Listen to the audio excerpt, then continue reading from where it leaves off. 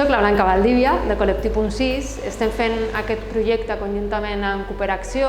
És un projecte sobre apoderament de les dones, sobre eines de diagnosi i sensibilització, però aquesta part en concret que estem desenvolupant nosaltres és sobre dret a l'alimentació i alimentació sostenible des de la vessant de l'urbanisme feminista i dels territoris ecofeministes. El dret a l'alimentació té molt a veure amb una dimensió reproductiva que passa des d'una acció que hem de fer cada dia totes les persones al llarg de la nostra vida, però a la vegada també té una dimensió de reconstruir el vincle íntim amb el que és cos, territori i terra.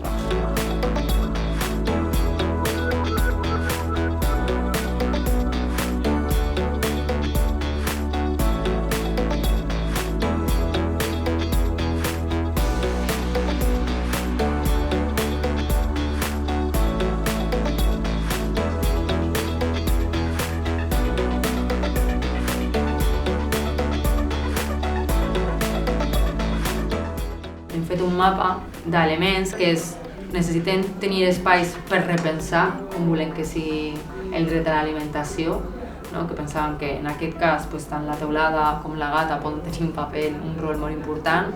Necessitem espais de producció com la horta gran i també com petits horts que hi ha en algunes zones de la ciutat, més d'autoconsum, etc. Necessitem tenir espais de distribució d'alimentació sostenible, que per nosaltres és com espais, grups de consum, etc. Mercats, òbviament, mercats setmanals. Necessitem espais per poder cuinar juntes, que hem descobert que hi ha un centre cívic en Sant Pere i Sant Pau, que té una cuina comunitària que es pot fer servir per cuinar. Que no la fa servir ningú. Que no la fa servir. Que és d'aquestes, a més, infraestructures comunitàries que existeixen, però com que no hi ha informació, ningú ho sap i necessiten espais per poder menjar al carrer juntes.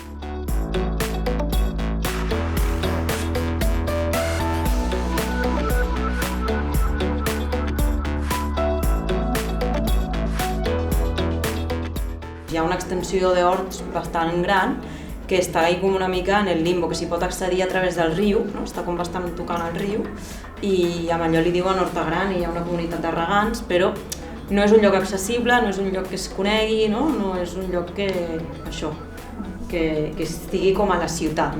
Tarragona és el centre i després Barris del Nord és otro sitio i Ponent és otro sitio també. Llavors està com una mica al mig, però hi ha una quantitat d'hort urbà que hi ha gent que hi viu també allà i és poc conegut. Tot allò és la Horta Gran. Quan veníem per aquí amb l'Aurora hem reflexionat sobre això, sobre la proximitat que tens amb els vehicles i que la presència aquesta de lo urbano com molt canònic, molt a prop i que té aquesta presència i aquest tall tan bèstia, però a la mínima que et separes una mica podries dir que estàs en un espai en el qual tot i el remor de fondo de la carretera, sembla que estiguis en un espai on això no hagi d'estar a 50 metres. Hi ha un silenci, apareix fauna, apareix l'agricultura, apareix el rec, etc.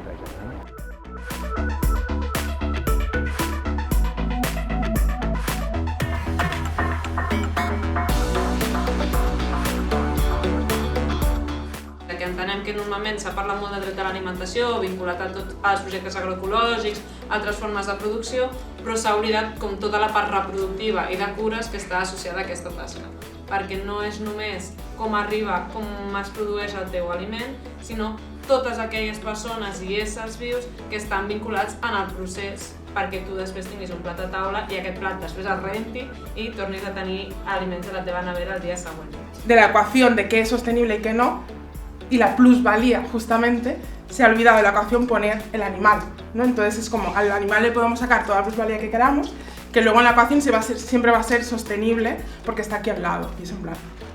O sea, no contamos con el hecho de que estamos justamente, además de robando, directamente una vida o explotándola, Entonces, claro, esto está súper vinculado al ecofeminismo antiespecista. Yo creo que es el punto, ¿Por qué? Porque justamente creo que nos da las herramientas completas de entender, una alternativa a este sistema desde la, digamos, desjerarquización de las relaciones.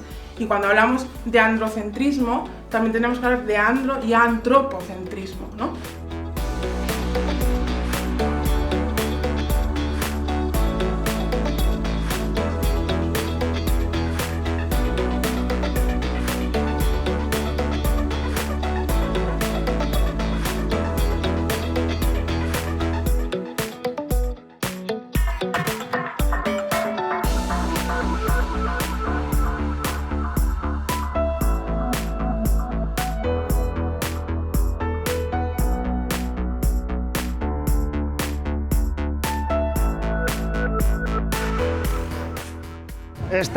Esta peatonalización se ha hecho ahora hace poquito.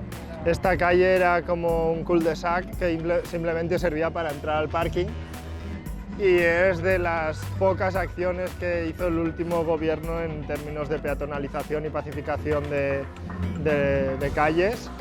Ha pasado ahora un año o lo que haya pasado y 2 o 3 locales que había cerrado se han abierto, los comercios encantados.